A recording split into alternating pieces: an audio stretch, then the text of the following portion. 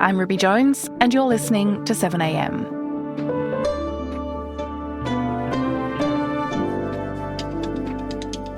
Is the media's reporting on Israel's attacks on Gaza fueling anti-Semitism? That's the question facing the Royal Commission into Antisemitism, which has been examining the role of the public broadcasters, the ABC and SBS. Appearing before the Commission was Australia's Envoy to Combat Antisemitism, Jillian Segal, who came out swinging at the broadcasters' Middle East coverage and recommended it be overseen by an independent committee. But do Segal's claims stack up? Today, former Media Watch host and chair of ABC Alumni, Jonathan Holmes, on the submission ABC Alumni put to the Commission and the role of the public broadcaster in reporting on war.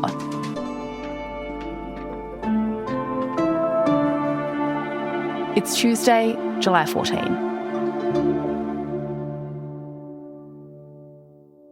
Jonathan, the Royal Commission into Antisemitism, in this most recent block of hearings last week, one of the focuses was on the public broadcasters. So to begin with, can you just tell me how it came about that the ABC and the SBS are part of this Royal Commission? That's a very good question, Ruby.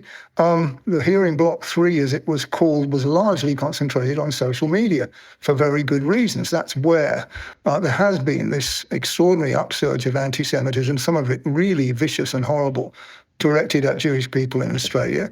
But one day out of the 10 days was devoted to alleged systemic bias, I think I could say, on the part of public broadcasters, the ABC and SBS. And our point of view is that this is a hunt for a solution for something that isn't a problem. We do not accept that the public broadcasters are part of, in any sense, the problem of anti-Semitism. Indeed, they do a great deal to try to increase social cohesion by delivering trusted, balanced, fair news. And the problem is that a lot of Jewish Australians, at least according to Jillian Segal, Special Advisor to the Royal Commission, and of course the appointed Australian Special Envoy to Combat Antisemitism, she clearly believes, and she says that a great many Australian Jews believe, the ABC and SBS are biased against Israel, and that's really where the problem is. And so when you say our point of view, you were the lead author of the ABC Alumni submission to the Royal Commission. So tell me more about the central concern that you wanted to put before the inquiry. Our central concern, let me make it clear, the ABC Alumni is a group of former ABC people. It doesn't have any direct connection with the ABC, and we don't speak for the ABC. It's important to understand that. And we didn't consult the ABC in making our submission to the Royal Commission. But we read Jillian Segal's original report back in July 2025, long before the Bondi massacre, about combating anti-Semitism.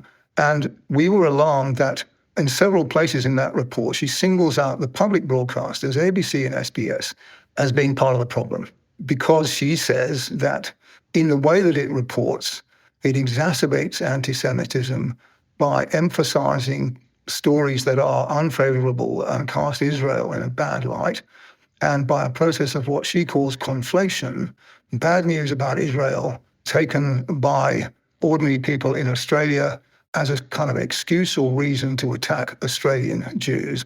She was proposing in that report that she, the Special Envoy, should have a special role in helping the broadcasters to amend their editorial guidelines and to cover the Middle East conflicts, particularly in a way that would be more favourable to Israel. At least that's the way I understood it.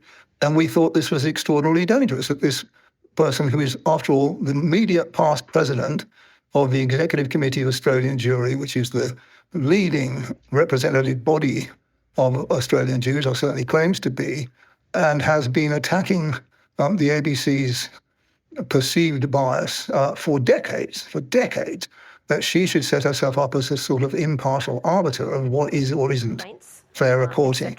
And my contention is that that whole system is not working to assure all of us that the reporting is as per required. And that's why I make the suggestion of an oversight exercise, a standing committee.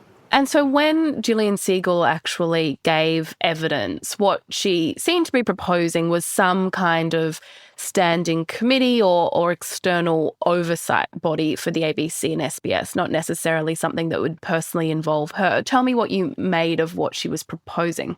So Jillian Segal, in her evidence to the Royal Commission, came up with a new proposal, which apparently is included in an action plan additional to her original plan that she submitted to the government in January, but which none of us have seen.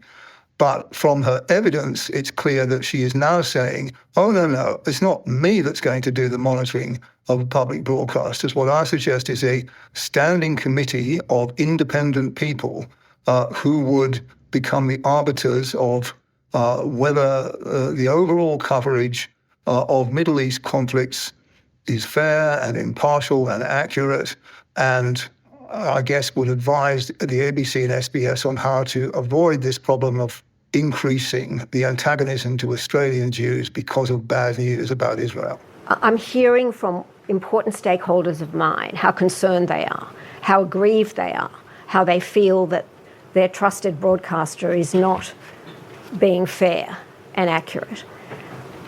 I would like the ABC to be as good as it possibly could be, okay? Not in any way to restrict it or constrain it from being independent, but just to be as good as it could be. And I do think a structure where an independent group of people look at what is happening and they can give it a huge tick, or they can give it guidance as to the fact that it needs to understand this particular hatred we're focused on better. Now, that's almost worse than we had feared. Who is going to be this independent, constitute this independent committee? By definition, if it's going to change the overall coverage of the Middle East conflicts, it would have to consist of people who have a more favourable view of Israel and its actions than the current ombudsman at the ABC and SBS, or indeed the official regulator ACMA has, because those bodies have not accepted almost any of the constant complaints about bias that they've been receiving over decades. And no organisation that I can think of devolves all its complaints handling to some completely outside body, as Jillian Segal seems to be recommending. It would be an absolute abandonment of its independence. Now, where does that leave the ABC's reputation for impartiality?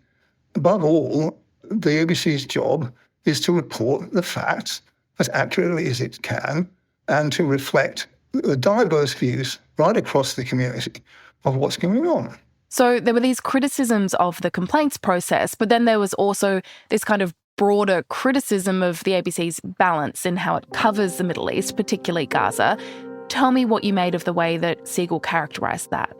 So what Segal is recommending, among other things, and this is, to be honest, for any professional journalist, a kind of bizarre suggestion, that if the ABC reporters understood this problem of conflation better, they would be trying to help to solve it by, for example, reporting more positive stories about Israel as well as the negative ones. And we should find a way where they also run positive stories. And I've said this in my statement, that they could run positive stories about other things Israel is doing, amazing startup nation and things like that. They very rarely do that. There's no attempt at that part of the agenda.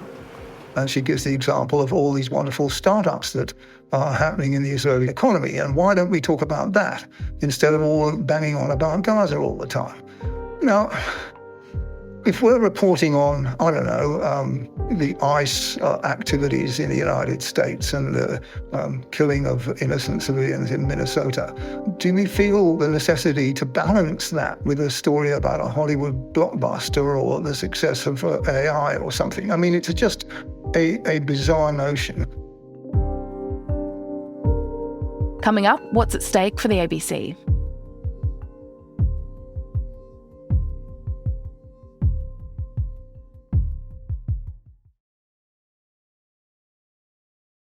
Jonathan, the ABC is used to being accused of bias. It happens all the time on many different issues. But what do you think changes when the accusation is not just about bias, but about contributing to anti-Semitism or social division?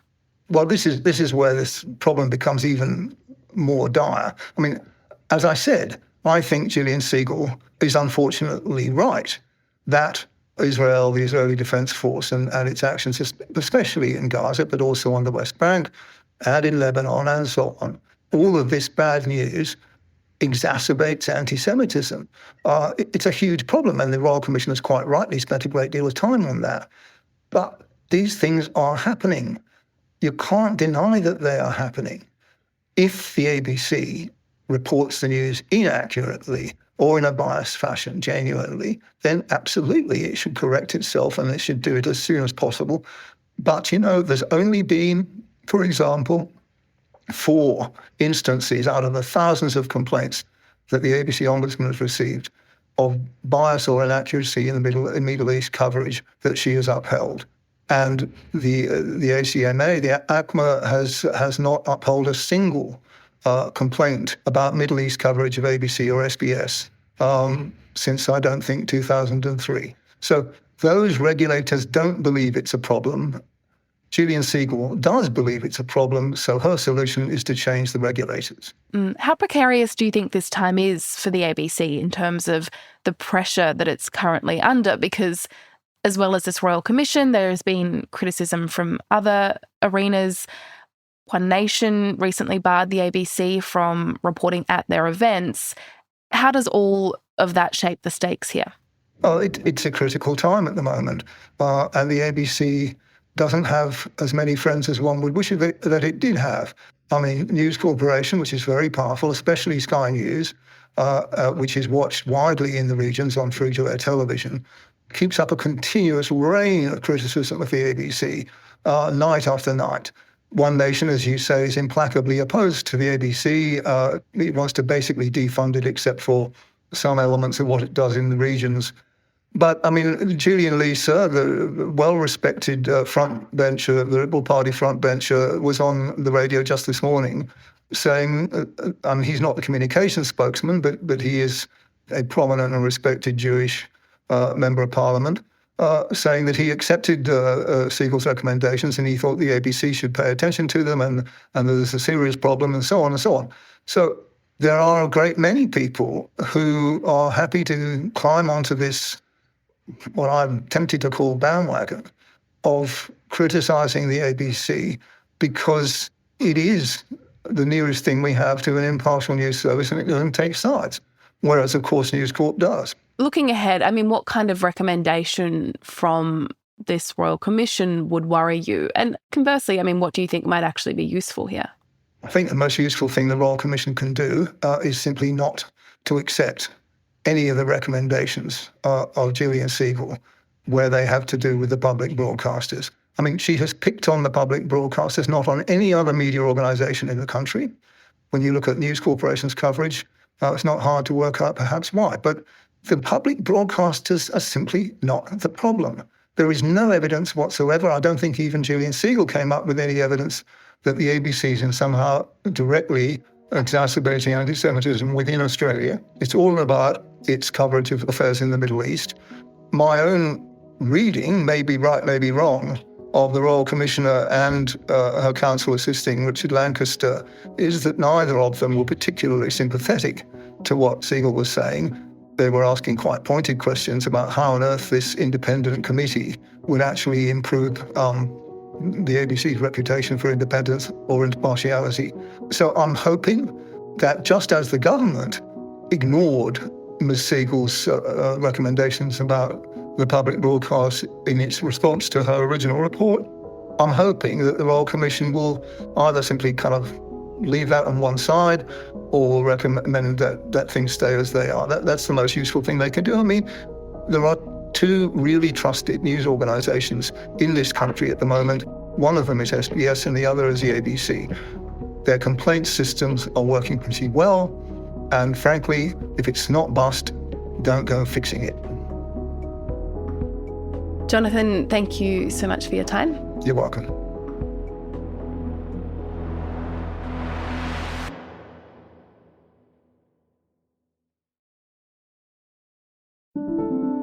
Also in the news, the Royal Commission into Antisemitism and Social Cohesion has also begun examining the lived experiences of Jewish students and academics, including the response of universities to hate on campus.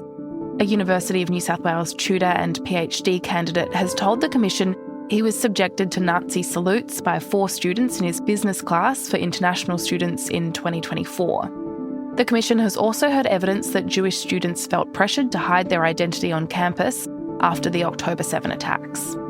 And actor Sam Neill, star of the Jurassic Park movies, The Piano and The Dish, has died at the age of 78. He passed away on Monday, surrounded by his family.